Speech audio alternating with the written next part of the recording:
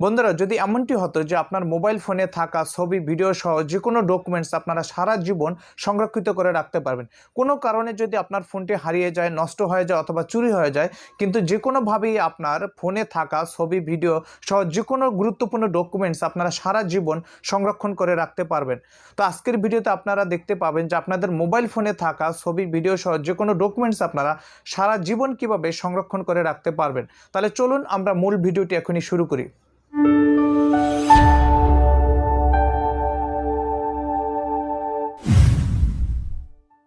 তো দেখেন বন্ধুরা, আমি কিন্তু আমার মোবাইলের যে গুগল ড্রাইভ, আমি কিন্তু এখন ড্রাইভে আছি। তো দেখতে পাচ্ছেন আমার ড্রাইভটা কিন্তু একেবারে খালি আছে, কোনো কিছু ফাইল এখন পর্যন্ত। এখানে 15 জিবি কিন্তু এখানে ফ্রি পাবেন।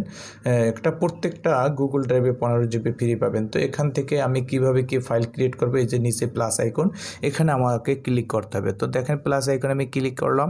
ক্লিক করার পর এখান থেকে আমি এই যে ফোল্ডার আমি ক্লিক করব। এখান থেকে একটি ক্রিয়েট ফোল্ডার করব আর কি। এখান থেকে দেখেন আমি পিকচার, তো পিকচার আমি লিখলাম। পিকচার লিখে এখানে যে ডান পাশে ক্রিয়েট আছে, ক্রিয়েট আমি ক্লিক দিলাম। দেখেন পিকচার একটা ফোল্ডার ক্রিয়েট হয়ে গেছে। তো তারপরে আবার প্লাস আইকনে ক্লিক দেব।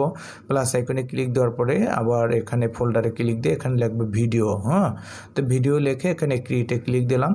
তো এভাবে কিন্তু আপনারা অসংখ্য ফোল্ডার ক্রিয়েট করতে পারবেন। আবার প্লাস আইকনে ক্লিক দিলাম, আবার ফোল্ডারে ক্লিক দেবো। ক্লিক দেওয়ার পরে এখানে লিখবো আপনার সার্টিফিকেট।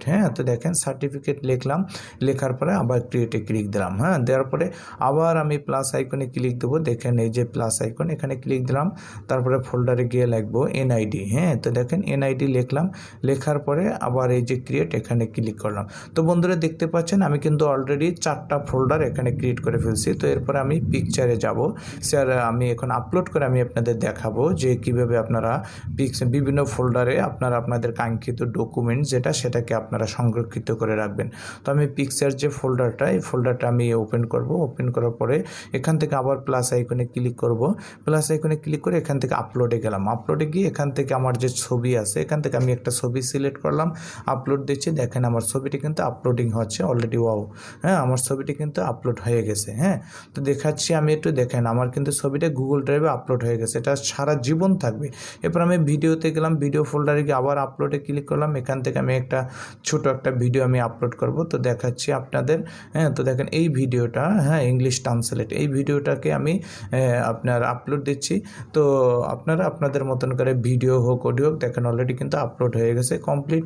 তো আমি ভিডিওটা একটু দেখাচ্ছি। দেখতে পাচ্ছেন বন্ধুরা, ভিডিওটা আমার প্লে হয়ে গেছে। তো এভাবে করে কিন্তু আপনারা আপনাদের ফটো, ভিডিও, সার্টিফিকেট, এনআইডি, যে কোনো ধরনের ডকুমেন্টস আপনারা কিন্তু খুব সুন্দরভাবে এবং একের পর এক ফোল্ডার ক্রিয়েট করে সে ফোল্ডারের ভিতরে কিন্তু এভাবে কিন্তু আপনারা আপনাদের কাঙ্ক্ষিত যে গুরুত্বপূর্ণ ডকুমেন্ট, সেটা কিন্তু আপনারা সেভ রাখতে পারবেন। সারা জীবন কিন্তু আপনারা সংরক্ষিত করে রাখতে পারবেন। আশা করি বুঝতে পারছেন। ধন্যবাদ। তো বন্ধুরা, আপনারা দেখতে পেয়েছেন আপনাদের মোবাইল ফোনে থাকা ছবি, ভিডিও সহ যে কোনো গুরুত্বপূর্ণ ডকুমেন্টসকে আপনারা আজীবন কিভাবে সংরক্ষণ করে রাখবেন, সেই বিষয়টি কিন্তু আমার এই টিউটোরিয়ালের মাধ্যমে আজকে আপনারা দেখতে পেয়েছেন। তো পরবর্তী ভিডিওতে আমরা আরও কিছু স্পেশাল টপিকস নিয়ে আলোচনা করব। তো আমাদের পরবর্তী ভিডিও মিস করতে না চাইলে এখনই আমাদের চ্যানেলটি সাবস্ক্রাইব করে পাশে বেল আইকনটা অন করে রাখবেন। আপনারা যদি আমাদের চ্যানেলটি সাবস্ক্রাইব করে রাখেন, তাহলে এইরকম ইন্টারেস্টিং ভিডিও আমরা প্রতিনিয়ত আপলোড করার জন্য অনুপ্রেরণা পাবো। আপনাদের সকলে সুস্বাস্থ্য কামনা করে আজকের মতো এখানেই বিদায়। আল্লাহ হাফেজ।